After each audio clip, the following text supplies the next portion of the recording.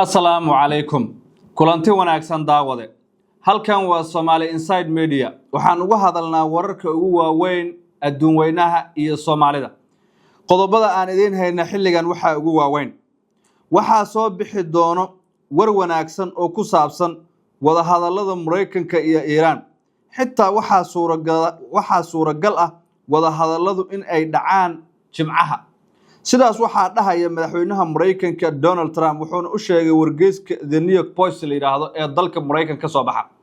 Haddaba waxaan isla taxliilin doonaa ama falanqeyn aan ku sameyn doonaa suuragal ma tahay in wada hadalladu markaasi ay miro dhalaan.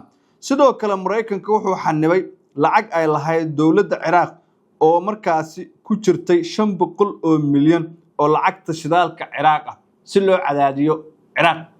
waxaan isla eegaynaa wararkii ugu dambeeyay bariga dhexe oo ay ku jiraan markaasi in Mareykanka uu doonayo gaar ahaan madaxweyne Donald Trump kala qaybinta gaashaanbuurta NATO. wararkaas oo dhan ayaan soo koobayaa saaxib. haddii aad nagu cusub tahay ku soo biir channelka.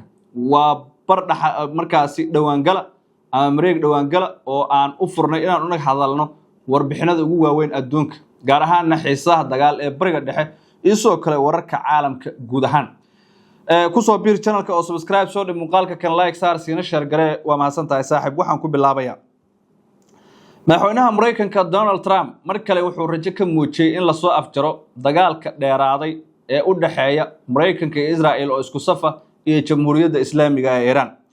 madaxweyne Trump wargeyska New York Post waxa uu sheegay in wada hadalladu ay marayaan meel wanaagsan isla markaana saacadihii xabad joojinta ee dhamaaday lagu bedeli karo wada hadallo kale oo sii socda isaga oo niyad wanaag muujiyay. waliba Donald Trump wuxuu sii muujiyay wax ka wanaagsan wixii hore wuxuu u diri jiray hadallo u muuqda hanjabaad iyo sidoo kale carqaladeyn iyo in Iran ay tahay dal aad u yar oo Mareykanka burburin karo. laakiin maanta hadalkiisa intaas wuu ka doonaa wuxuuna si cad u sheegay in lagu dhow yahay halka. waxaa soo bixi doono war wanaagsan oo ku saabsan wada hadallada gaar ahaan wada hadallada Mareykanka iyo Iran. xitaa waxaa suuragala wada hadalladan inay dhacaan Jimcahana ogow waa maalinimada bariya oo aanba sidaas u fogeyn. madaxweyne Donald Trump waxaa muuqanaysa in markaasi Mareykanka uu doonayo inuu soo afjaro dagaalkan daba dheeraaday ee uu dhaqaalaha badan ku bixiyay. geesta kale daawadayaal haddaynu eegno wargeyska political yiraahdo ayaa maanta baahiyay warbixin sheegaysa in aqalka cad ee Mareykanka uu diyaarinayo liis uu ku kala saarayo dalalka gaashaanbuurta NATO iyada oo lagu saleynayo heerka ay taageeraan tallaabooyinka Mareykanka gaar ahaan dagaalka ka dhanka Iran. dalalka ABC loo kala qaadaya waa NATO dalalka ku midaysan ilaa heerkeebay Mareykanka ku taageereen dagaalka Israel ayaan ka fiirinaynaa ayuu leeyahay aqalka cad war ka soo baxay gaar ahaan Trump.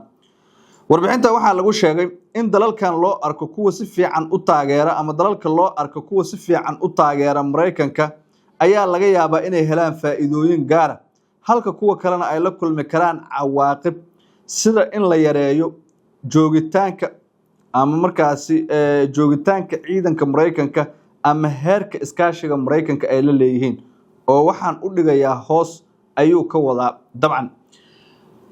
ninka la yiraahdo Trumpna warkiisu inta badan ma qarsado oo warkiisu uu cad yahay wuxuuna hadda leeyahay dalalkaas oo dhan markaasi il gaar ayaan ku eegaynaa ayuu leeyahay dabcan. saacadihii ugu dambeeyay ma jirin dagaalo buuran oo dhacay inkastoo Iran ay sheegtay inay soo riday diyaarado looga shakisan yahay in ay basaas u ahaayeen markaasi cadawga sida ay hadalka u dhigeen oo ay ula jeedaan Israel. magaalada caasimadda oo ah Jamhuuriyadda Islaamiga ee Iran ee Tehran ayaa lagu sheegay in diyaarado kuwa basaaska ah lagana shakiyay la soo riday inkastoo saacadihii ugu dambeeyay xaaladu deganeed isla markaana aysan dhicin wax dagaal ah. guud ahaan mowduuceena intaas ayaan ku soo afmeeraynaa.